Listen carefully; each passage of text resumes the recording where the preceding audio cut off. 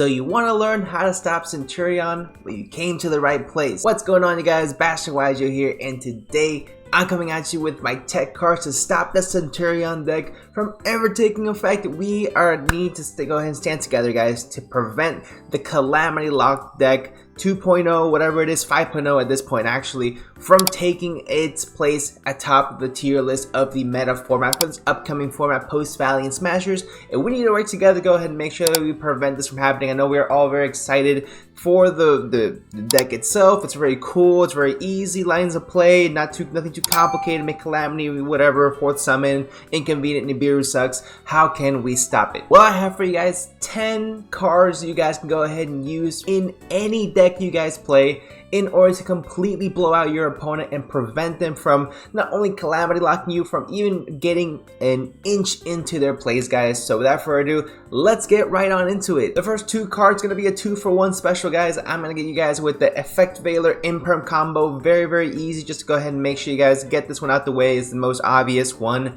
Primera needs to go ahead and get that search, and then so does Tradia, in order to be able to go ahead and put the monster and spell and trap cards on, whatever it might be, special summon out another one.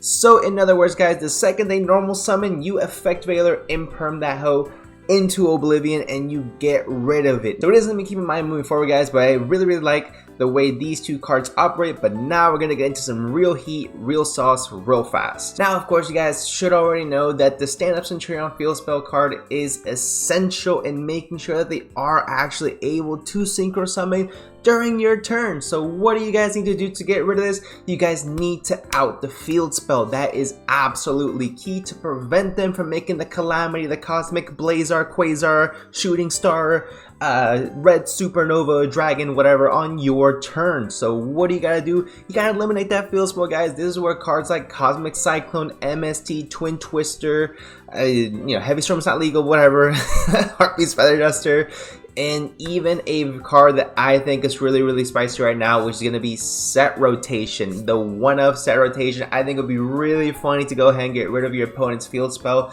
and that way they can't synchro summon during your turn. I think it would be really cool to go ahead and have this potentially be one of the out cards. Now, of course, it's just a one-of, but literally I just listed like 7 more cards that could still be used in the event that you don't have the one-of Set Rotation, but it does out the initial issue with it. Also, of course, Cosmic Cyclone, MST, Twin Twister, Heavy Storm Duster, whatever all these cards have in common is that they not only out the field spell, guys, they can actually go ahead and pop the spell and trap card zone trap card Centurion monsters. Another thing that a lot of people tend to overlook as well, guys, besides them, of course, being very susceptible to spell and trap destruction, which I think is hilarious, is the effect activates to special summon themselves from the spell and trap card zone, which means what is good again? Ghost Ogre is officially a decent side deck card, not main deck card again for the hand trap strategy, guys. Ghost Ogre pops something that activates. So what does that mean? I haven't seen this card been used in a very long time, guys, but anytime that a card, especially in the spell and trap card, so a continuous spell and trap card would activate its effect, it's activating on the field, you can Ghost Ogre it and destroy it before it gets to special summon itself. So which is really effective, guys. Ghost Ogre has the potential to become a side deck worthy hand trap officially now in this upcoming format as well. Talking about hand traps as well, we cannot overlook, of course, Trap Eater. Now, Trap Eater I think is a little bit less effective because essentially they're going to be doing this immediately.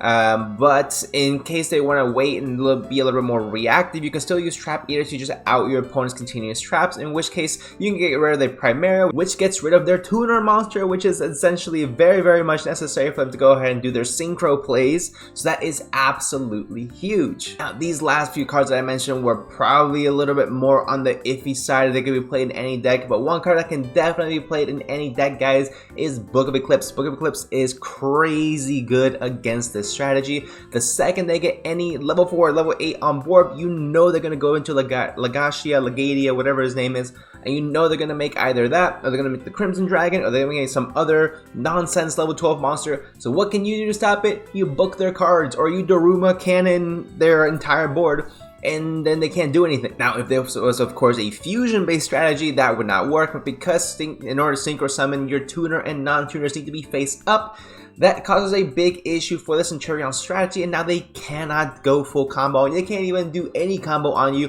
and they're just going to be left with a level 4 and level 4, I guess, monster on their side of the field as they pass turn, and then you just decay them from there depending on what you are playing. Another really fun card that you guys can definitely go ahead and not only just invest into, because I think a lot of people overlook it in this upcoming format, but can really use to your advantage, is Unending Nightmare, guys. Unending Nightmare is a card that came out way long ago, and we definitely saw potential, especially in a pendulum strategy where you had to set up your scales. You just use this, pay 1,000 life points, and pop any face-up spell and trap cards for your opponent controls. Really, really good. But I think we're truly going to see its main potential going up against the Centurion strategy, because of course you're going to be face-up continuous traps. So you activate this effect, you pay 2,000 life points, you pop both of them, and you're good to go from there. You don't have to worry about anything, which is absolutely crazy to even think about. Now, the only card I believe can play around this is going to be the Emmet 6, which can special summon itself from the, I believe, the hand or graveyard. But they need to have resources on the field in order to go ahead and do so first. So there's no way they're going to be able to go ahead and have enough resources to out the Unending Nightmare, in addition to go ahead and go into their Synchro 12 plays. So that is something that's going to be huge against this strategy. Next up, guys, of course, let's go ahead and get another obvious one out the way. I have Dimensional Barrier. You flip it, you call Synchro, and that's pretty much going to be it for the strategy overall. Unless you're going into some Horus lines, in which case they could end still on some interruptions with some XZs, maybe number 90, maybe number 38.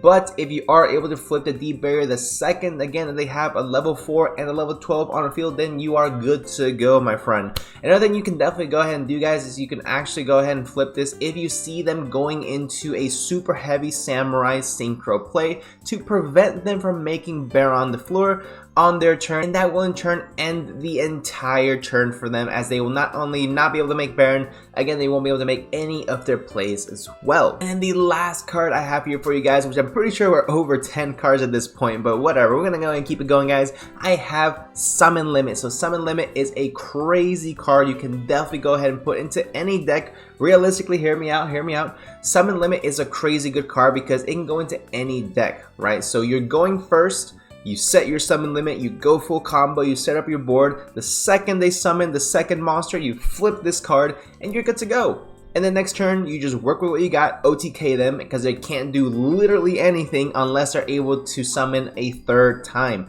Now, yes, they can summon Calamity on, I believe, the 4th or 5th summon, but why even let them get that far? Just stop them on the second one, and then you are good to go from there, my friend. And that's how we're gonna round off this video, guys. Let me know what you guys think in the comment section down below. Is there a tech card that stops Centurion that I missed? Let me know in the comment section down below. Let's talk about it. Let's theorize. How are we gonna stop this deck? Is it going to be a top tier contender? I believe it has very much the potential to be that way, but we can work together to make sure that does not happen. So let's make sure we band together, guys. Make sure you guys leave a like, subscribe, get the merch, all the support. Love you guys so much for watching. Make sure everyone has a fantastic week, and I will see you in the next one.